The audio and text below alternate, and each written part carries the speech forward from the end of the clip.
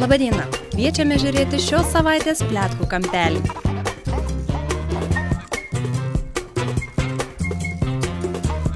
Tailando sostinės Bankoko gatvėse spūstis niekada nesibaigia, todėl gimdančios moteris ne visada gali spėti laiku nuvykti į ligoninę. Tačiau tai ne problema. Tailando sostinės kelių policijos pareigūnai moka ir gali pagelbėti gimdančioms moterims ir priimti kūdikį. Iniciatyvą kelių policininkus išmokyti akušerijos pradmenų pradėta įgyvendinti prieš 19 metų. Nuo to laiko į šį pasaulį padedami kelių policininkų sėkmingai atėjo 107 kūdikiai. Praktiškai pusė iš jų gimė padedami policijos pareigūno Manos Jokoksungo. 45 metų policijos pareigūnas gali pelnytai didžiuotis tuo, jog miesto gatvėse padėjo daugiausiai gimdančių moterų. 47-ajam kūdikiui į pasaulį saugiai ateiti policijos pareigūnas padėjo rugpjūčio 20 dieną galinėje taksi automobilio sėdynėje per rytinę spūstį. Specialaus policijos pajėgų dalinio pareigūnai kiekvienais metais lanko kursus ir vis tobulina akušerijos žinias. Jos konsultuoja geriausi šios šalies specialistai.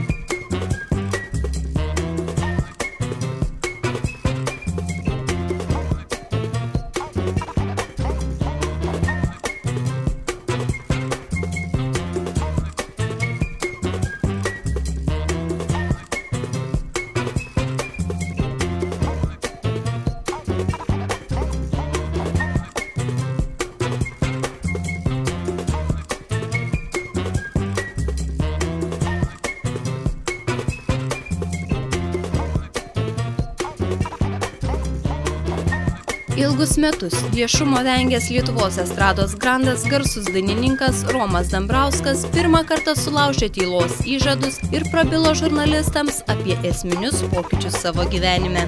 Jos vardas Jovita. Susipažinome ir susituokėme Amerikoje. Ji 5 metais už mane jaunesnė. Popscenos princas pakvietė į dar dažais kvepiančius naujus prabangiai įrengtus namus Mažeikiuose. Dar statybų metu paparaciai nuo kaimynų laiptų bandė nufotografuoti šį namą, bet nesėkmingai. Kadaise po skandalingų viešų skyrybų dainininkas atsiribojo nuo žiniasklaidos ir net jo gerbėjai kurį laiką nesulaukė jokių žinių, kur ir su kuo gyvena tautos numylėtinis. Tylėjau, nes per daug buvo priderta, prisipažino Romas, neslėpiantis ir to, kad apie dar neseniai įvykusias jo sužadėtuves sužinojo tik keli artimiausi žmonės. Žinia, kad už Atlanto Romas sumainė aukso žiedus, buvo netikėta ne tik Romo Dambrausko gerbėjams, bet ir daugeliui bičiulių.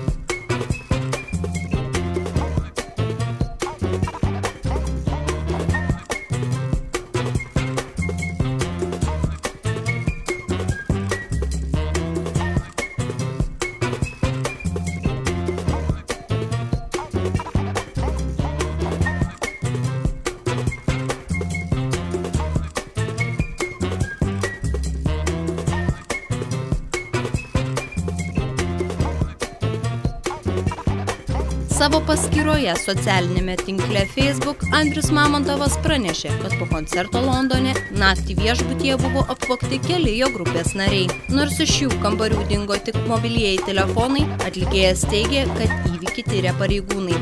Vakar buvo labai geras koncertas, o šiandien ryte keli grupės nariai, kurie miegojo neužsirakinę viešbučio kambario durų, pabudę nerado savo mobiliakų. Atvažiavo detektyvas, aiškinasi. Sako, 2 kažkokios merginos naktį po viešbutį slankiojo ir bandė atidarinėti visas duris, parašė Andrius Mamontovas. Šiuo metu dainininkas su turu keliauja po Europą.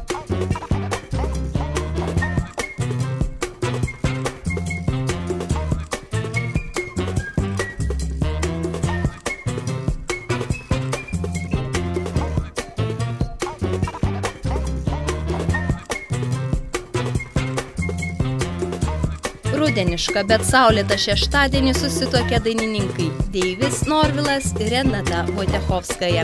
Prieš keletą metų televizinėme dainų projekte susipažinę Deivis ir Renata augina bendrą sūnų Emilį, kuriam šiuo metu 2,5, seniai gyvena ir dirba kartu, tačiau antspaudais tvirtinti savo santykių neskubėjo.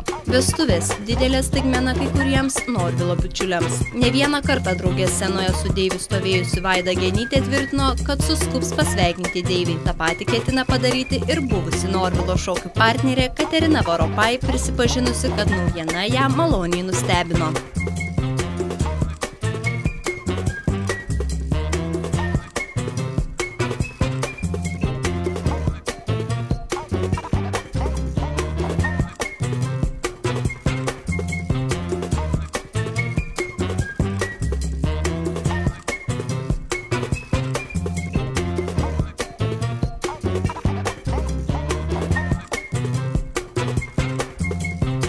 Visame pasaulyje žmonės rodos praranda sveiką nuovoką ir pradeda pardavinėti tai, kas yra šventa arba ko parduoti atrodytų net neįmanoma. Štai neseniai Italė interneto aukcione pardavė savo nekaltybę tam, kad galėtų padėti vargšams. Rusijoje vienas iš vadybininkų, dirbančių klestinčioje įmonėje, pareiškė, kad nori parduoti savo sielą, kad ši kompanija dar labiau klestėtų.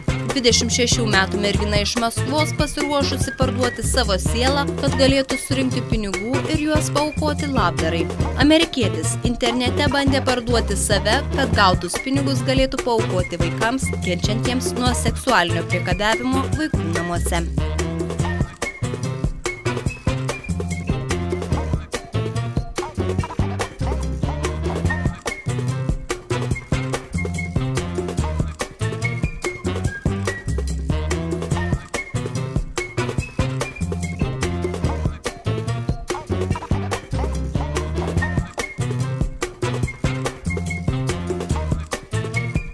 Apie vampyrų žvaigždė Robertas Pattisonas išrinktas seksualiausių pasaulyje vyrų.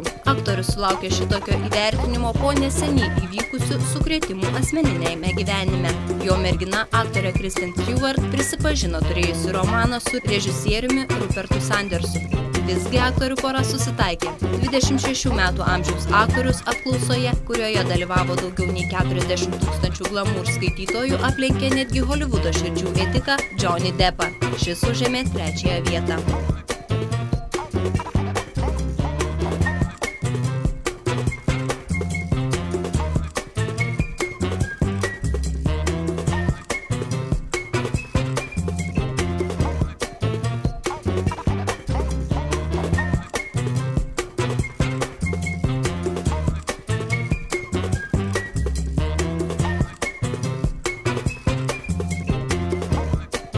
Amerikoje uždarė kinų restoraną, kuris klientams tiekė nudvėsusio elnio mėsą rastą ant kelio. Šio restorano savininkai ir vėl galės atidaryti restoraną tik tuo met, kai bus pradėta sanitarinė apžiūra, kai išmes elnieną atgal ant kelio. Kinų restoranas buvo uždarytas po to, kai vienas iš lankytojų pasiskundė, jog virtuvėje matė nudvėsusi elnę, kurį ten pat kapojo ir kepė. Likusias elnio dalis virtuvės darbuotojai tiesiog išmetė į konteinerį.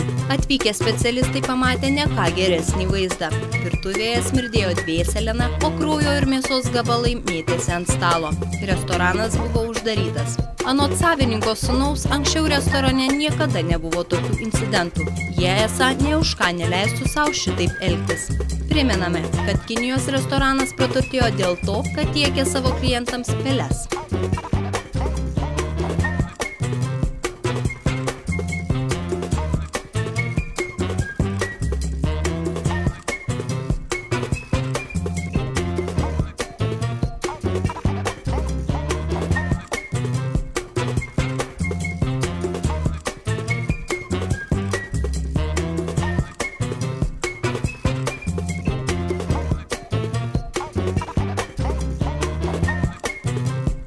Šalyje prasideda kasmetinė labdaros ir paramos fondo Mamų unija akcija, kurios metu pirkdami specialių ženklų pažymėtas prekes žmonės remia onkologinėmis ligomis sergančius vaikus. Šiemet surinktas lėšas Mamų unija planuoja ir toliau skirti Kauno klinikų onkologijos skyriaus korpusui, kuriame gydomi vaikai. Vienos iš Mamų unijos steigėjų LNK televizijos laidų vedėjos Rūtos Mikelkevičiūtės teigimu, už šiuos pinigus buvo įrengta palata sergantiems vaikams Kauno klinikų onkologijos skyriaus korpuse, nupirkta reikiamos įrangos, baldų, vaistų. Pasibaigus akcijai ir vėl planuojama padėti Kauno klinikoms. Nuo labdaros ir paramos fondo įkūrimo visuomenės požiūris į onkologinėmis ligomis sergančius vaikus labai pasikeitė. Įvairios fondo kartu su partneriais vykdomos socialinės akcijos ne tik padeda surinkti taip reikiamų lėšų, bet ir ugdo supratimą, atjautą visuomenėje, padeda atkreipti dėmesį į šią sunkią ligą, sako Rūta Mikelkevičiūtė.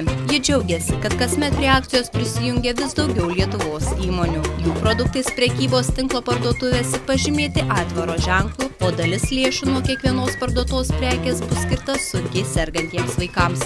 Prekybos tinklas Maxima prie Mamų unijos akcijos šiemet prisijungia jau 4 metus iš eilės. LNK yra nuolatinė Mamų unijos informacinė partnerė, žiūrovus kviečianti pirkti aitvaro ženklais pažymėtas prekes. Žmonės aukoja noriai. Tai jiems papildomai nieko nekainuoja, tai reikia pirkti specialiai pažymėtą prekę ir parama tuos, kuriems jos labiausiai reikia, pasieks iškart po naujųjų metų. Paramos akcija prekybos tinkle vyksta iki gruodžio 31 dienos.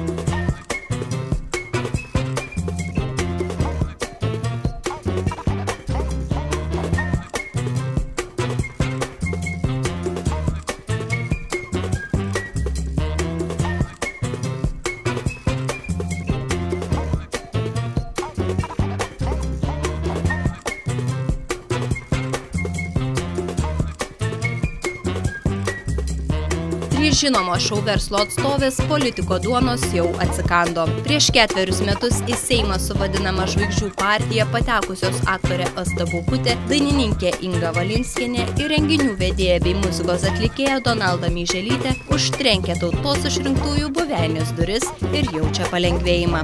Aš vėl jaučiu gyvenimo pulsą, kadangi Seimo nario statusas labai stipriai stabdė. Negalėjau su niekuo nueiti net papietauti viešai, nes iškart būtų prikabinę kažkokių meilės santykius. Būdamas Seime, tu negali būti žmogumi. Atvirai kalbėjo Myželytė, kuri dabar svarsto, ar jos ėjimas į praeinančios kadencijos rinkimus nebuvo klaida. Į politiką Arūno Valinsko atvesta partija, surinkta iš šou verslo atstovų, subyrėjo. Tačiau dėl to neliūdi ir buvusio šios partijos vado žmona Inga Valinskienė, kuri į politiką buvo nusekusi paskui vyrą. Tačiau ten grįžti neketina ir vyras dėl to nepriekaištauja. Kad ir kaip būtų keista, manęs vyras neįkalbinėjo, nors aš buvau įkalbinėjama kitų. Arūnas labai teigiamai žiūri į mano sceninius planus, labai padeda juos įgyvendinti kaip ir visada. Juk žmonėms kur kas įdomiau su manimi scenoje, nei su manimi Seime, juokėsi dainininkė Inga Valinskienė. Ji jau baigė įrašinėti naują savo albumą ir ruošiasi koncertams. O politinių ambicijų dar turėjusi, tačiau į rinkėjų parašų klastojimo skandalą įsivėlusi Asta Baukutė apie ateities planus taip skambiai kalbėti dar nedrįsta. Per 4 metus įvairių epitetų gavau: kvaila, nesuprantanti, daranti klaidas. Aš ne ufonautė, padarau klaidų nesąmoningai, nenorėdama supykdyti, bet kas neklysta, tas nedirba, kalbėjo aktorė. Ji įsitikinusi, kad su ja buvo politiškai susidorota, sako, matyt, ji trukdė didžiosioms partijoms ir buvo aukso vertės konkurentė.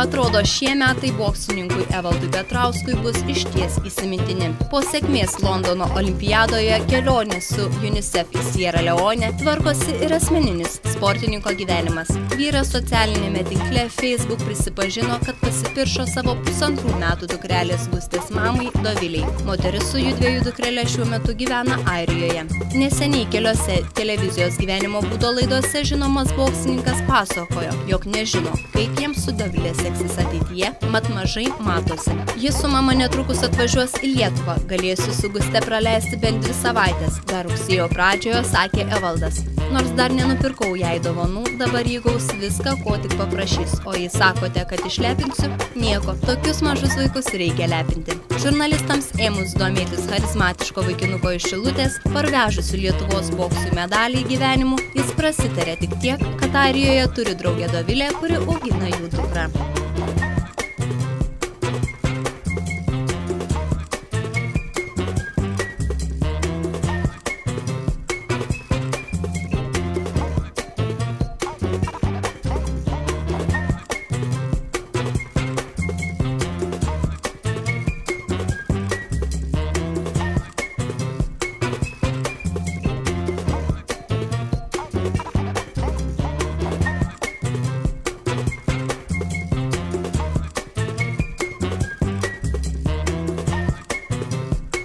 Didžiojoje Britanijoje 2 vyrams uždraudė daugiau lankytis restorane dėl to, kad šie persivalgė. Tokia kuriozinė situacija nutiko nedidelėme miestelyje Brightone. Buvęs regbio žaidėjas ir jo draugas nusprendė pavakarieniauti restorane Gobi. Žinoma, jie nepamiršo pasinaudoti restorano pasiūlymų, valgyti viską, ko užsigeis ir mokėti tik 12 svarų.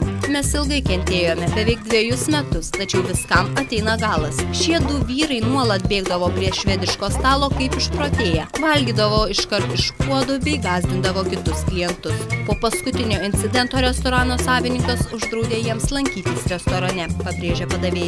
Labai išalkę vyrai suvalgydavo po 5 mėsos patiekalus. Anot padavėjo, jie visą laiką gerdavo tik vandenį ir nemokėdavo už papildomas paslaugas. Jie tiesiog ateidavo apsivalgyti. Tačiau draugai yra šokiruoti dėl tokio administracinio sprendimo. Pasak jų, Gobi turi laikytis duoto žodžio. Šiame restorane labai mažos lėkštutės, todėl mes visada grįždavome pakartoti, pasakojo vyrai.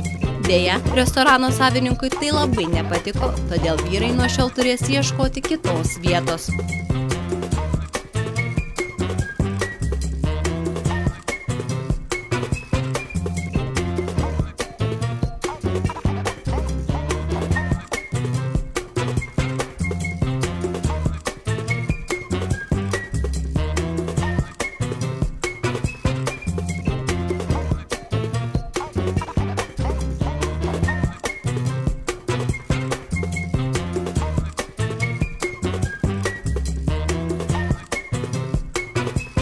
Šiandien tiek. Iki kitos savaitės.